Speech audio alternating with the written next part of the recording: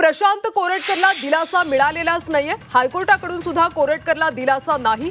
प्रशांत कोरटकरला दिलासा नाहीये। आता पुढची सुनावणी 24 मार्चला होणार आहे। हायकोर्टाकडून सुद्धा कोरटकरला दिलासा मिळालेलाच नाहीये। कोल्हापूरच्या न्यायालयाकडून सुद्धा जामीन अर्ज फेटाळण्यात आला होता। त्यामुळे आता प्रशांत कोरटकरने हायकोर्टात धाव घेतली। मात्र हायकोर्टाकडून सुद्धा प्रशांत कोरटकरला दिलासा मिळालेला नाहीये।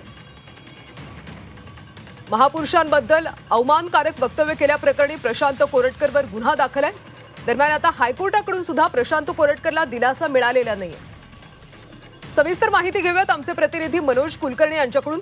मनोज, खरं तर हायकोर्टाकडून सुद्धा आता प्रशांत कोरटकरला दिलासा मिळालेला नाहीये, नेमकं काय घडतंय?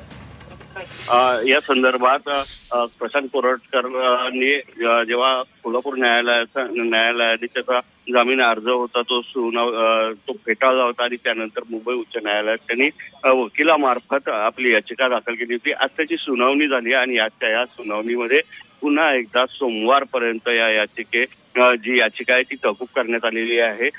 जो कोल्हापूर न्यायालयाचा जो कॉपी असते, जो आदेश असतो, तो अद्याप सरकारी वकिलांना मिळालेलाच नाहीये। त्यामुळे ही जी सुनावणी आहे ती 24 मार्च सोमवारपर्यंत पुढे ढकलण्यात आलेली आहे। त्यामुळे आता प्रशांत कोरटकरला अजून 3 दिवस तरी जो कुठे फरार आहे त्याला दिलासा मिळालेला नाहीये। पोलीस त्याचा शोध घेत आहेत। प्रशांत कोरटकर जो नागपूरमध्ये असल्याची माहिती मिळाली होती, कोल्हापूरचं जे एक पथक आहे ते सुद्धा त्या ठिकाणी जाऊन आलं होतं, परंतु त्याला ते पोलिसांना ते पथकांना सुद्धा मिळालं नव्हतं। त्यानंतर आज ही सुनावणी दरम्यान नेमकं काय होतं याकडे सर्वांचं लक्ष लागलेलं असताना मुंबई उच्च न्यायालयाने मात्र सोमवारपर्यंत ही जी याचिका आहे ती तहकूब केलेली आहे। मनोज, धन्यवाद या सविस्तर माहितीसाठी। तर प्रशांत कोरटकरला हायकोर्टाकडून सुद्धा दिलासा मिळालेला नाहीये। आता पुढची सुनावणी सोमवारी 24 मार्चला होणार।